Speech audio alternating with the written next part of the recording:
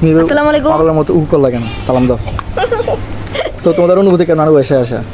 অনেক ভালো, এক্সাইটেড। নানু বাসায় এসে তোমাদের কিছুক্ষণ পরে আমরা চলে যাব পুকুরে গোসল করার জন্য।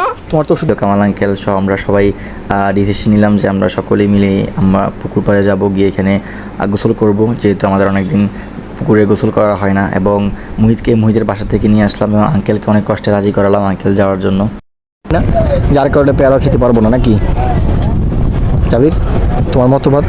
এই যে এত সুন্দর একটা জায়গার মধ্যে আমরা উঠলাম।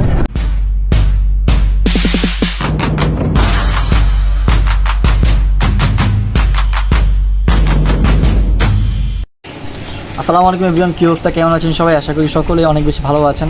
I am also by the grace of almighty Allah. After long time পরে আপনাদের সামনে একটা নতুন ব্লগ নিয়ে হাজির হলাম এবং আজকে আমি আছি আমার নানু বাড়িতে এবং আমি একটু পরে যাব পুকুরের মধ্যে গিয়ে আমি সহ আমার ভাই ব্রাদার যারা আছে সকলে মিলে গোসল করবো।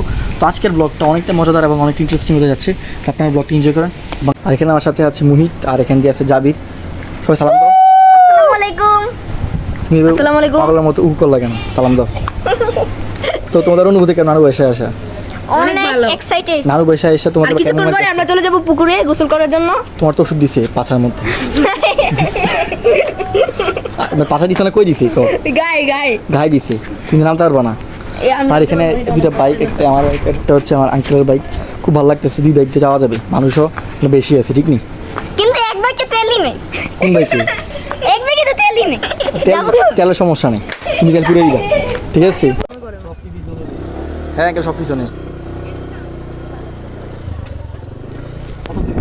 হ্যাঁ 10 110।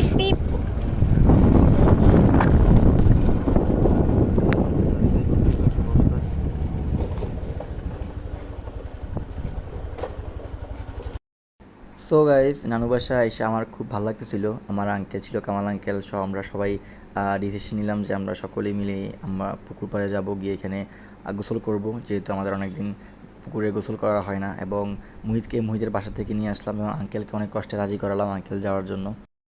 পুকুরে নেমেই খুব ভালো লাগতেছিল, পানিটা অনেক পরিষ্কার। বাট আমার এলাকার পুকুরের থেকে মুহিতের এলাকার পুকুরটা অনেক সুন্দর, খুব পরিষ্কার এবং এখানে অনেক ছেলে ছিল, সকলের সাথে মজা করতেছিলাম। এবং জাবিরকে আমি সাঁতার শিখিয়েছিলাম, যদিও বা জাবির সাঁতার পারে না। আমিও সাঁতার পারি, মোটামুটি সাঁতার পারি, জাবির পারে না আর কি, এটাই দুঃখ। পুকুরটার পানিগুলো একদম খুবই সুন্দর, আর আমি এখানে জাবিরকে গোসল করতে চেয়েছিলাম। সো গাইস, পুকুর থেকে গোসল টোসল করে ফেললাম। গোসল করে আইসা বাসার মধ্যে খাওয়া দাওয়া করলাম এবং রেস্ট করলাম, একটু বিশ্রাম নিলাম। এবং আমার সাথে আছে জাবির, এবং বাইক একটু রেস্ট করে ওঠার পরে বাইকগুলো একটু মোছামাছি করলাম, কারণ বাইকগুলো যদি সুন্দরভাবে না পরিষ্কার করি তাহলে আমার কিন্তু বাইক চালাতে ভালো লাগে না। যার কারণে আসলে আমি বাইক পরিষ্কার করতে পছন্দ করি। বাইক সবসময় ক্লিন রাখি, পরিষ্কার করি। এবং আমার আরও গাছগুলোর মধ্যে অনেক পেয়ারা আছে, পেয়ারা খাবো, বাট আমি গাছে উঠতে পারি না, যার কারণে আর কি পেয়ারা খাওয়ার ইচ্ছা হলেও পেয়ারা খেতে পারবো না। জাবির, তোমার কি মনে হয় আমরা কি পেয়ারা খেতে পারবো? গাছ উঠতে পারি না।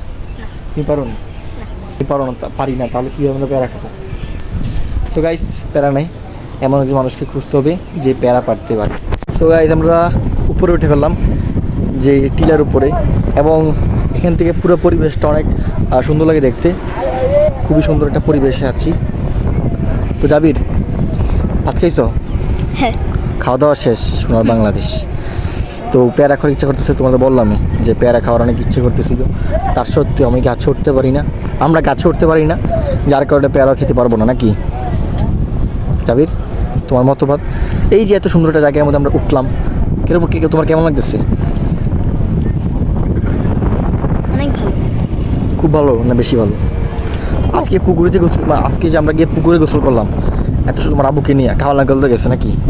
তোমার আব্বু তো বেশি ডুবি করছে না, আমি আর তুমি গিয়ে না পুরো পুকুর গা পাইলাইছি। তোমার আব্বু শুধু, তোমার আব্বুর মধ্যে তো আমরা তো পোলাপাইন মানুষ, চিলমিল করবো নাকি, ঠিক না? নামাজও পড়তে হবে। নামাজ পড়ছো নি কেন? তুমি মাদ্রাসায় পড়ো? আমি এখন মাদ্রাসায় পড়ি না। তুমি মুসলমান না, নামাজ পড়তে হবে না? মাঝে মাঝে ভুলে যাই। নামাজের ফরজ নেই, বাট ট্রাই করতে হবে, ঠিক আছে কি না? আর এখানে যে পরিবেশ, এটা ফিল নাও, ঠিক আছে? আমি তত সো গাইস, আজকের মতো ব্লগটা এখানেই শেষ করছি। সকলেই ভালো থাকবেন, সুস্থ থাকবেন, আমার জন্য দোয়া করবেন। আর আমার চ্যানেলটা যারা সাবস্ক্রাইব করেন প্লিজ সাবস্ক্রাইব দিস চ্যানেল, এবং যারা ফেসবুক থেকে দেখছেন ফেসবুক পেজটা ফলো করে দিন। আজকের মতো ব্লগটা এখানেই। আসসালামু আলাইকুম রহমতুল্লাহ বারকাতু।